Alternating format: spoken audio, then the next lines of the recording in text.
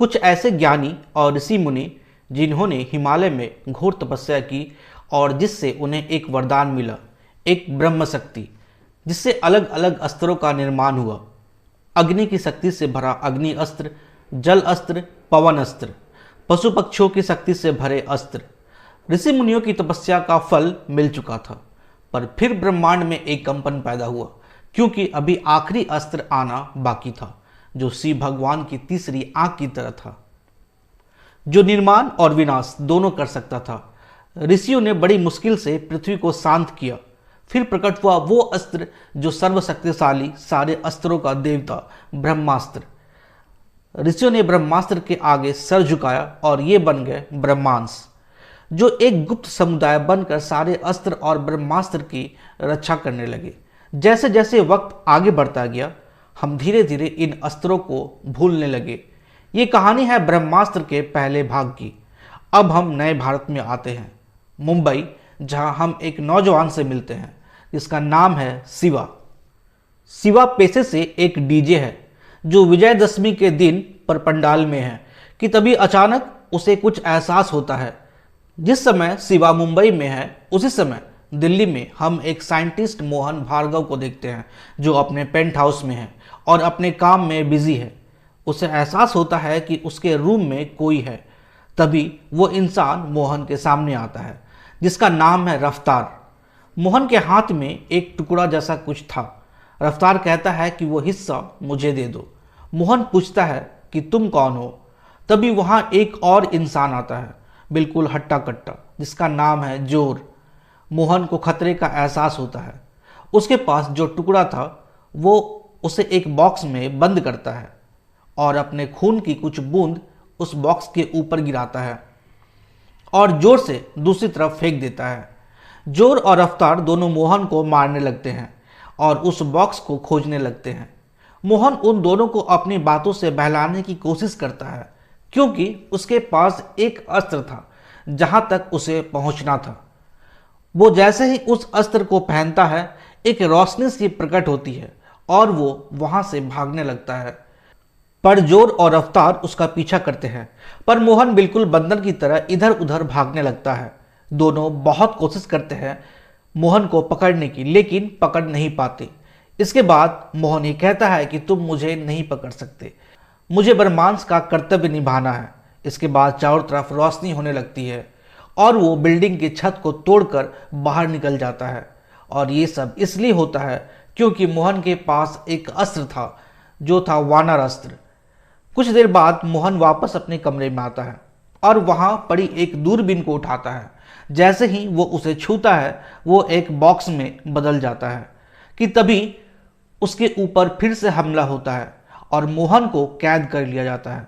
पर इस बार उसके सामने थी जुनून, जो मोहन से उसका वानर अस्त्र ले लेती है और उस बॉक्स को भी ले लेती है।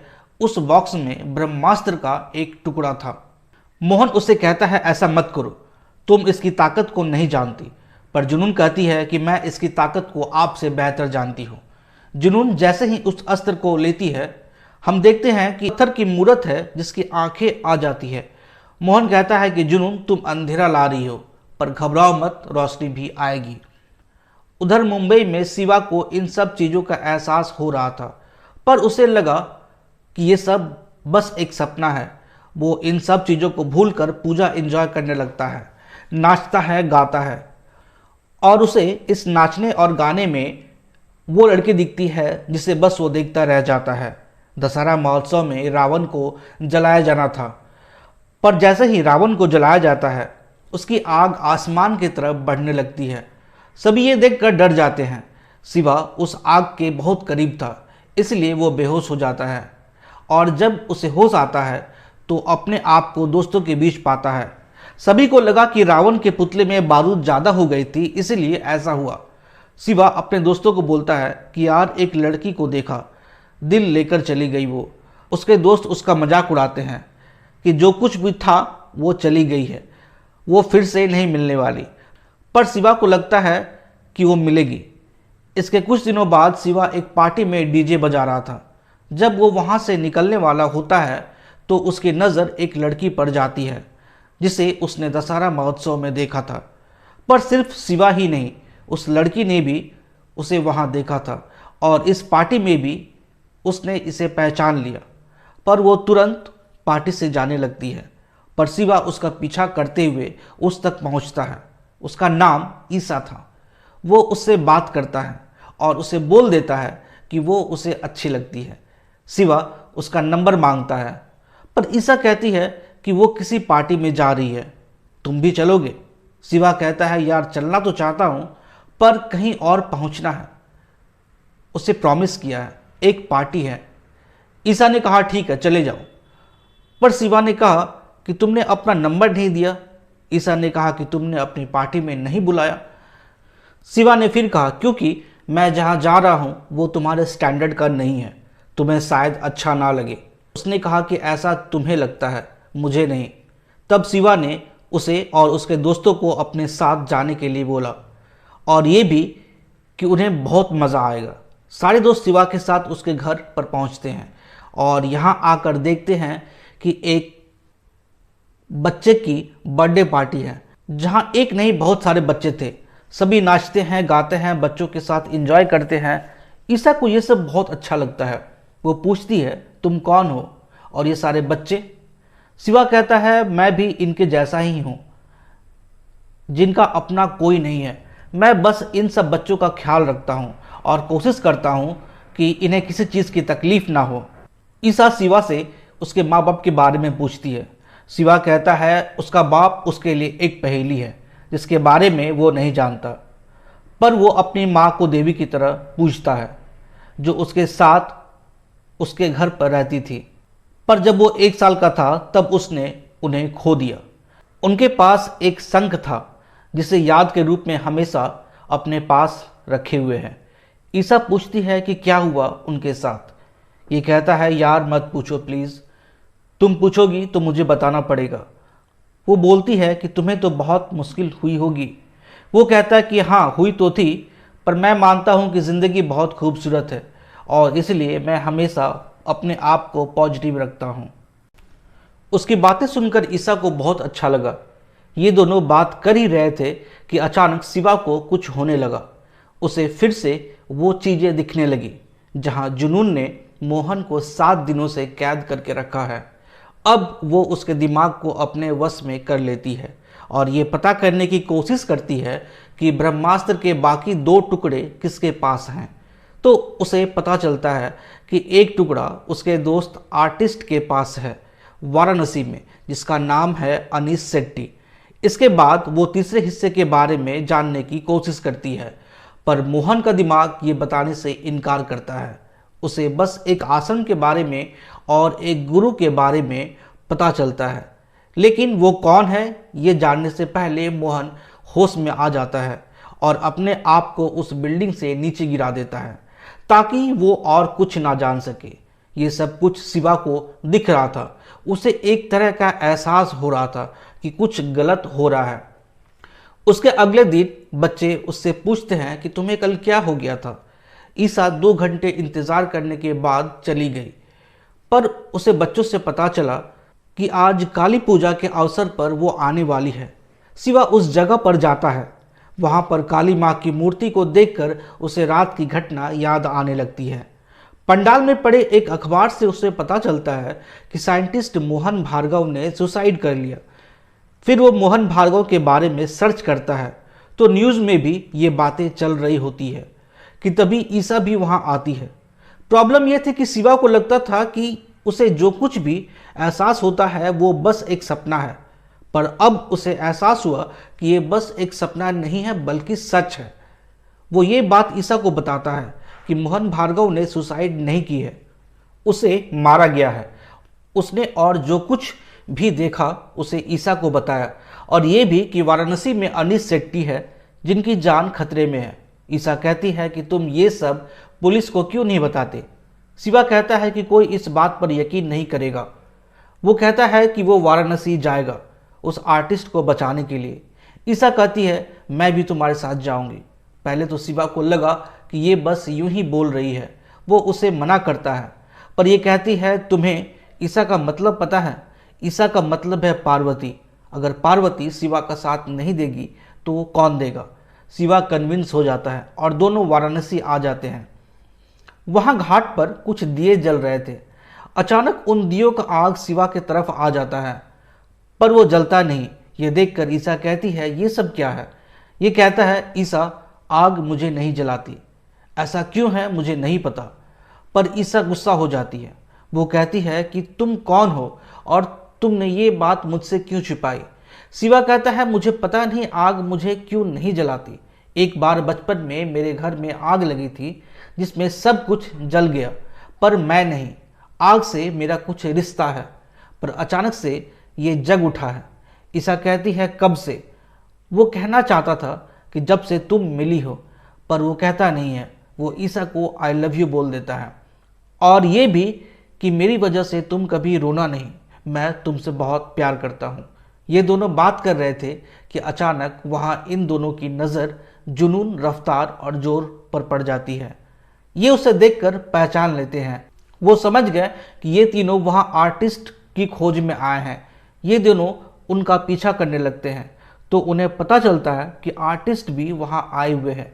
ईसा कहती है कि तुम आर्टिस्ट को बचाओ, मैं इन्हें रोकने की कोशिश करती हूँ। ये सब एक महल में होते हैं। शिवा किसी तरह आर्टिस्ट तक पहुँचता है, पर रफ्तार भी वहाँ पहुँच जाता है।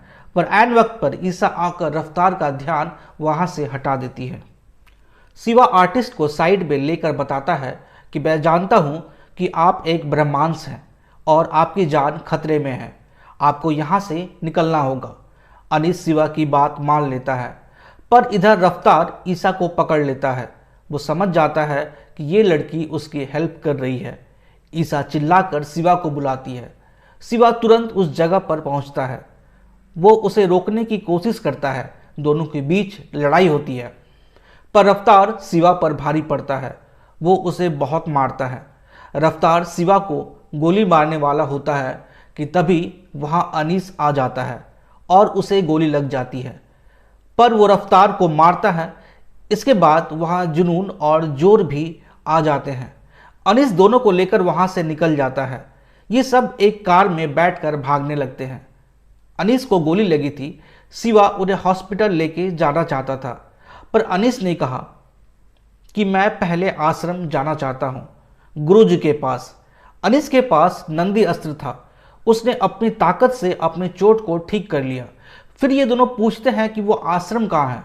पहले तो वो बताना नहीं चाहते थे, पर फिर उन्होंने बताया कि वो आश्रम हिमालय में है। वो उसी तरफ जाने लगते हैं। ये लोग लगातार 20 घंटे गाड़ी चलाते हैं, फिर एक जगह पर रुकते हैं। शिवा उनसे पूछता है कि सर, ऐसा कोई अस्त्र है जो टुकड़े में है, ट्रायंगल जैसा, जिसे जोड़ देने से वो गोल हो जाता है। अनीस कहते हैं, हाँ, वो ब्रह्मास्त्र है जिसमें सारे ब्रह्मांड की शक्ति मौजूद है। पर वो कहते हैं कि तुम कौन हो और ये सब तुम्हें कैसे पता। शिवा कुछ बोलता इससे पहले ईसा ने कहा कि क्या आपके पास ब्रह्मास्त्र का कोई टुकड़ा है, क्या हम उसे देख सकते हैं। फिर अनीस ने उन्हें वो टुकड़ा दिखाया। तभी शिवा को कुछ होने लगता है। उसे फिर से वो पत्थर की मूर्ति दिखाई देती है, और साथ में वो ये भी देखता है कि वो तीन हमें देख रहे हैं, जो कुछ दूर एक ट्रक में है।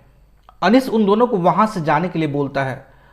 वो ब्रह्मास्त्र का टुकड़ा ईसा को देते हैं और कहते हैं कि ये किसी के हाथ न लगे। ये दोनों वहाँ से निकल जाते हैं और अनीस उन लोगों को रोकने की कोशिश करता है। अनीस और जुनून, जो कि एक ट्रक में है, इन दोनों की आपस में काफ़ी जोरदार टक्कर होती है। ट्रक पलट जाता है, मगर जोर उन्हें गोली मार देता है, पर अनीस उन लोगों को उठाकर नीचे फेंक देता है। पर वो अपनी माया से बच जाते हैं, पर अनीस की मृत्यु हो जाती है। इधर रफ्तार शिवा और ईसा के पीछे पड़ जाता है। दोनों के बीच बहुत संघर्ष होता है। शिवा कई बार उसे मारने की कोशिश करता है, पर नाकाम रहता है। पर किसी तरह से वो उसे पहाड़ से फेंकने में सफल हो जाता है और ये दोनों बाल बाल बच जाते हैं। ये किसी तरह आश्रम पहुंच जाते हैं। आश्रम की गेट पर ईसा शिवा को आई लव यू बोलती है, पर रफ्तार फिर से वहां आ जाता है। वो जैसे ही उन दोनों को मारने के लिए बढ़ता है, शिवा अपने हाथों को आगे करता है और उसके हाथों से आग निकलने लगती है और ये आग इतनी तेज निकलती है कि रफ्तार उस आग में जल जाता है। यहाँ रफ्तार की मृत्यु हो जाती है। यहाँ पर हम पहली बार आश्रम को देखते हैं और गुरुजी को। इस घटना के बाद शिवा बेहोश हो जाता है और उस हालत में वो अपने माँ को देखता है जो बचपन में लगी आग में जल जाती है। पर शिवा नहीं जलता। शिवा उस पत्थर की मूर्ति को भी देखता है और जुनून को भी, जो उस मूर्ति से मदद और ताकत मांग रही है ताकि वो ब्रह्मास्त्र के बाकी 2 हिस्सों को खोज सके। जब शिवा को होश आता है तो देखता है कि गुरुजी और सभी ब्रह्मांश की एक आपातकालीन बैठक बुलाई गई है, जहां गुरुजी सभी को बता रहे हैं कि मोहन और अनीस को मार डाला गया है और वानरस्त्र और नंदी अस्त्र उनसे ले लिया गया है और उसने अपने पास ब्रह्मास्त्र का एक टुकड़ा भी रख लिया है। ये एक खतरे का समय है। शिवा भी गुरुजी की बातों को सुन रहा था। इसके बाद हम आश्रम के कुछ नए सदस्य से मिलते हैं जो गुरुजी के पास सीखने आए हैं। वो बताते हैं कि गुरुजी शिवा से मिलना चाहते हैं। इसके बाद शिवा और ईसा गुरुजी से मिलने आते हैं। गुरुजी शिवा को बताते हैं कि वो सभी अस्त्र की रक्षा करते हैं, पर तुम खुद एक अस्त्र हो, एक वीर योद्धा हो। गुरुजी शिवा को आश्रम में रुकने के लिए बोलते हैं ताकि वो अपनी शक्तियों को और बेहतर तरीके से जान सके। पर शिवा को उनकी बातों पर बिल्कुल भी विश्वास नहीं होता। वो गुरुजी के आश्रम में रहने वाली बात को ठुकरा देता है। शिवा कहता है कि उसे ये ताकत की दुनिया नहीं चाहिए, उसे एक सिंपल लाइफ चाहिए जहाँ वो और ईसा हो। पर गुरुजी कहते हैं कि तुम चाहो या ना चाहो तुम हमसे जुड़े हुए हो। कभी ये सोचा है कि तुम्हें ही वो सपने क्यों आते हैं? वो इसलिए कि तुम्हारे माँ बाप भी ब्रह्मांश थे और इसलिए तुम्हें अग्नि का वरदान मिला है। अपने माँ बाप की बात सुनकर शिवा जाते हुए रुक जाता है। वो गुरुजी से अपने माँ बाप के बारे में पूछता है, पर वो बोलते हैं कि वो उनके बारे में कुछ नहीं बताएंगे। अगर वो उनके बारे में जानना चाहता है तो उसे वहाँ रुकना पड़ेगा और वो करना पड़ेगा जो गुरुजी उसे बोलेंगे। अब शिवा उन्हें ना नहीं कर पाता, पर गुरुजी ईसा को वहाँ से भेज देते हैं ताकि वो शिवा के घर से कुछ ज़रूरी चीज़ें को ला सके। ईसा उसे बाय कहकर वहाँ से चली जाती है। इसके बाद गुरुजी शिवा से सब कुछ पूछते हैं। वो बताता है कि एक जुनून है और जोर जो ब्रह्मास्त्र चाहता है, और जुनून के पास एक पत्थर का टुकड़ा है जिसमें बहुत ताकत है। शिवा ये भी बताता है कि जुनून का कोई गुरु भी है। ये सब कुछ जानने के बाद गुरुजी शिवा को बताते हैं कि उसे अपने अंदर की ताकत को जगाना होगा। शिवा उसके लिए प्रैक्टिस करता है। गुरुजी और शिवा दोनों ही कोशिश करते हैं कि शिवा की आग पर कंट्रोल हो सके, वो उसे अपने अंदर जगा सके, पर शिवा ये करने में नाकाम हो रहा था। वो अपनी ताकत को यूज़ नहीं कर पा रहा था। इधर ईसा शिवा के घर पर है। वो वहाँ से शिवा का कुछ सामान लेने आई थी कि तभी जोर वहाँ आ जाता है। वो आश्रम के बारे में पूछता है। उसे देखकर ईसा वहाँ से भागने लगती है। जैसे ही वो वहाँ से बाहर निकलती है तो देखती है कि ब्रह्मांश वहीं है उसकी रक्षा करने के लिए। पर जोर ब्रह्मांश पर भारी पड़ता है क्योंकि उसके पास नंदी अस्त्र था। पर ईसा वहाँ से किस तरह से बच जाती है। ईसा खतरे में है, इस बात का आभास शिवा को हो जाता है। वो उसे तुरंत फ़ोन करता है। ईसा बताती है कि वो बिल्कुल ठीक है। ईसा को प्रॉब्लम में देख शिवा रोने लगता है। पर गुरुजी का कमरा छोटे छोटे रोशनियों से भर जाता है। यानी जब भी ईसा प्रॉब्लम में होती है तब शिवा की ताकत जाग उठती है। शिवा गुरुजी को बताते हैं कि ईसा ही वो बटन है जिससे कि उसकी ताकत जाग उठती है। पर बचपन में जब उसकी माँ उस आग में जलकर मर गई तभी से शिवा को आग से नफरत हो गई है। उसे लगता है कि आग सब कुछ जला देती है और उसकी ये आग कहीं ईसा को ना जला दे। पर गुरुजी कहते हैं कि ईसा जब भी होती है तो आग तुम्हारे पास आ जाती है, यानी ये तुम्हारी ताकत है।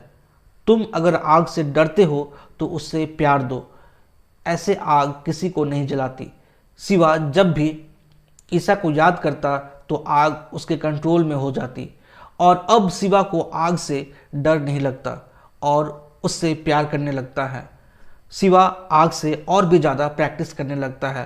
वो आग पर अपना कंट्रोल बनाता है। पर शिवा गुरुजी को बताता है कि बिना चिंगारी के वो आग नहीं निकाल पा रहा है। गुरुजी कहते हैं कि अभी थोड़ा समय लगेगा। गुरुजी उसे एक लाइटर देते हैं जिससे कि चिंगारी निकल सके। फिर शिवा गुरुजी से अपने माँ बाप के बारे में पूछता है। ये दोनों बात कर ही रहे थे कि वहाँ एक आदमी आता है जो लाइटर की आग को देखकर उसकी तरफ खींचा चला आ रहा था। शिवा गुरुजी को बताता है कि ये जुनून का आदमी है। गुरुजी को लगता है कि अब ये लोग हमारे आश्रम तक पहुंच जाएंगे। वो शिवा को बोलते हैं कि अब तुम्हें वो कहानी सुनाने का समय आ गया है। गुरुजी ब्रह्मास्त्र की कहानी सुनाते हैं। जब 30 साल पहले वो एक छात्र थे और जब ब्रह्मास्त्र का मठ समुद्रों के द्वीपों में हुआ करता था, उस समय ब्रह्मास्त्र टुकड़ों में नहीं हुआ करता था, वो पूरा गोल था। और वहाँ गुरुजी के साथ एक वीर था जिसका नाम था देव। देव बहुत ताकतवर था। अस्त्रों को लेकर उसकी एक विशेष रुचि थी। वो एक साथ कई अस्त्रों को अपने साथ रखता था, लेकिन अग्नि अस्त्र को वो बहुत अच्छे से यूज़ करता था। उसकी विशेष पकड़ थी अग्नि अस्त्र पर। लोग उसे प्यार से अग्निदेव कहते थे, लेकिन उसकी इच्छाएं बहुत ज़्यादा थी। वो ब्रह्मदेव बनना चाहता था, मतलब देव को ब्रह्मास्त्र चाहिए था। इसके लिए उसने ब्रह्मांड के मुख्य सदस्यों को हराया और ब्रह्मास्त्र छीन लिया। और युग में पहली बार ब्रह्मास्त्र जाग उठा और धरती आकाश हर जगह हलचल होने लगी। शिवा ने गुरुजी से पूछा, क्या वो कामयाब हो गया?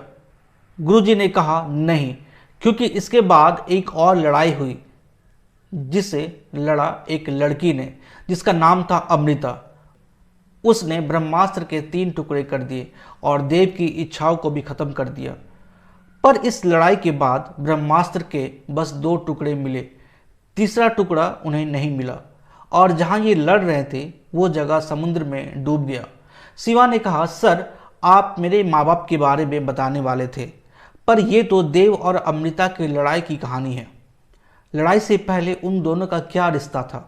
गुरुजी बोलते हैं कि लड़ाई से पहले वो दोनों एक दूसरे से बहुत प्यार करते थे और ये भी कि उस समय अमृता माँ बनने वाली थी।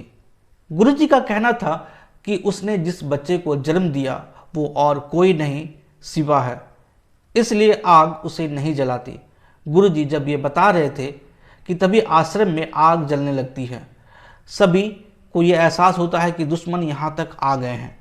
सभी वहाँ से गांव की तरफ जाते हैं तो देखते हैं कि जुनून वहाँ आ चुकी है और सारे गांव वालों के गले में एक मणि लटकी हुई है, जिसके कारण वो सभी के दिमाग को अपने वश में कर लिया है और सभी उसकी बात मान रहे हैं। जुनून सभी को ब्रह्मास्त्र के मठ यानी आश्रम को खोजने के लिए बोल रही है। जिस समय ये सब कुछ हो रहा था, ठीक उसी समय एक मणि शिवा के पास भी थी। उसने उस मणि की ताकत जानने के लिए उसे अपने गले में डाल लिया और जैसे ही उसने गले में डाला, उसे वो पत्थर की मूरत दिखने लगी, एक आग जो उसे अपने ओर खींचने लगी। वो उस मूर्ति के चेहरे को देखने ही वाला था कि जुनून को ये पता चल जाता है और गुरुजी को भी। ये तुरंत उस मणि को उसके गले से निकाल देते हैं, पर जुनून को सब पता चल जाता है। वो सभी को देख लेती है। वो सब उन लोगों की तरफ बढ़ने लगते हैं, पर गुरुजी सबको वहाँ से निकाल लेते हैं। वो वापस अपने आश्रम में आ जाते हैं। जब ये वापस आते हैं तो शिवा देखता है कि ईसा भी वापस आ गई है। वो उसे देखकर बहुत खुश हो जाता है। ईसा अपने साथ शिवा की माँ का शंख लेके आई थी। गुरुजी के कहने पर जब शिवा ने अपना खून उस शंख पर गिराया तो वो एक बॉक्स में बदल गया और जिससे ब्रह्मास्त्र का तीसरा टुकड़ा मिला, यानी शिवा देव और अमृता का बेटा है। शिवा कहता है देव जिंदा है और नहीं भी, पर जुनून का गुरु वही है। उसे ही ब्रह्मास्त्र चाहिए जिसे उसने पत्थर की मूर्ति में देखा था। पर देव जिंदा कैसे है, ये सबके लिए एक पहेली थी। पर शिवा खुश है क्योंकि उसने उसके माँ बाप के बारे में पता कर लिया। सभी लोग अस्त्रों को अलग अलग जगह लेके जाने लगे, पर आश्रम में जुनून और उसकी सेना हमला कर देती है। ये सभी को मारने लगते हैं। जोर गुरुजी से ब्रह्मास्त्र का एक और टुकड़ा ले लेता है अब ब्रह्मास्त्र के दो हिस्से जुनून के पास थे। वो दोनों हिस्से को जोड़ देती है और सारे लोगों को पकड़ लेती है और रानी को अपने साथ लेकर चली जाती है, क्योंकि उसे तीसरा हिस्सा चाहिए था जो कि शिवा के पास था। शिवा कहता है कि मैं रानी को छुड़ा कर लाऊंगा और सबको भस्म कर दूंगा। शिवा जुनून से मिलने जाता है और बोलता है कि उसे जो चाहिए वो उसके पास है, पर वो देव से बात करना चाहता है। वो ये बोलते ही ब्रह्मास्त्र के टुकड़े को हवा में फेंकता है और सारे लोगों पर अग्नि वार करता है। सब तरफ आग लग जाती है, पर उस आग में कोई नहीं जलता, क्योंकि सबके पास वो मणि थी जो देव की थी और जिसमें अग्नि का अंश था। फिर ये लोग शिवा को गोली मारने लगते हैं, पर शिवा उन गोलियों को अपने आग से रोक लेता है और सभी को मारने लगता है। ये देखकर जुनून अपनी ताकत से बारिश करवा देती है, जिससे कि शिवा की आग बुझ जाती है। जुनून कहती है कि तुम्हें अग्नि का वरदान है, तुम्हें हमारे साथ होना चाहिए, पर शिवा कहता है कि उसे रोशनी की ताकत पर विश्वास है। तभी वहां आश्रम के दूसरे शिष्य उन लोगों पर हमला कर देते हैं। अब सबके बीच एक युद्ध चालू हो जाता है। गुरुजी जोर पर हमला कर देते हैं। दोनों ही तरफ के लोग ब्रह्मास्त्र के तीसरे टुकड़े के लिए लड़ने लगते हैं। ईसा किसी तरह उस टुकड़े को लेकर वहां से दूर भाग जाती है। शिवा फिर से आग को अपना हथियार बना लेता है और सबको मारने लगता है, पर जुनून ईसा को खोज लेती है। शिवा उसे अपने आग से रोकने की कोशिश करता है, पर वो रोक नहीं पाता। वो ईसा की तरफ बढ़ने लगती है। जोर शिवा से लड़ने लगता है। ईसा एक जगह पर पहुंच जाती है जहां खाई थी। वो जुनून को बोलती है कि अगर तुम मेरे तरफ बढ़ोगी तो मैं ब्रह्मास्त्र को खाई में फेंक दूंगी, पर जुनून नहीं रुकती। इधर गुरुजी और शिवा मिलकर जोर को मार डालते हैं। जुनून ईसा को मारती इससे पहले एक शिष्य ने पवन अस्त्र का उपयोग कर जुनून को खाई में फेंक दिया और ईसा को बचा लेता है, पर जुनून इतनी जल्दी मरने वाली नहीं थी। वो फिर से आती है और उस शिष्य को मार देती है और ब्रह्मास्त्र के तीसरे टुकड़े को भी ले लेती है और उसे जोड़ देती है। उसे जोड़ते ही सारे अस्त्र जाग उठते हैं। ब्रह्मास्त्र जाग उठता है। उसके जागने से जुनून की मृत्यु हो जाती है और पूरी ब्रह्मांड की ऊर्जा पृथ्वी पर आने लगती है। जमीन फटने लगती है। गुरुजी कहते हैं कि ये अंत की शुरुआत हो चुकी है। सब भागने लगते हैं, पर ईसा फंस जाती है। तब शिवा उसे बचाने के लिए उसके तरफ बढ़ता है। पूरी जमीन टूटने लगती है, पर यह किसी तरह ईसा तक पहुंच जाता है। ईसा बोलती है कि तुम यहाँ क्यों आए, हम मर जाएंगे। पर शिवा कहता है कि हम नहीं मरने वाले, और अगर मौत आएगी तो पहले मेरी आएगी। इसके बाद आसमान से बहुत तेज रोशनी आती है, जिसे शिवा रोक लेता है। रोशनी रुकती नहीं, पर शिवा भी हटता नहीं। धीरे धीरे ब्रह्मास्त्र शिवा की आग से काबू में आने लगता है और शांत हो जाता है। शिवा ईसा के लिए अपनी जान देने को तैयार हो गया, और वो प्यार की ताकत थी जिसके कारण शिवा ब्रह्मास्त्र को शांत कर पाया। और यहाँ ब्रह्मास्त्र के पहले पार्ट का अंत होता है। यह कहानी अभी बाकी है। जब जुनून ने ब्रह्मास्त्र को जोड़ा था, उसी समय देव उस पत्थर की मूरत से फिर से जिंदा हो गया, जिसकी कहानी हम इसके अगले भाग में देखेंगे।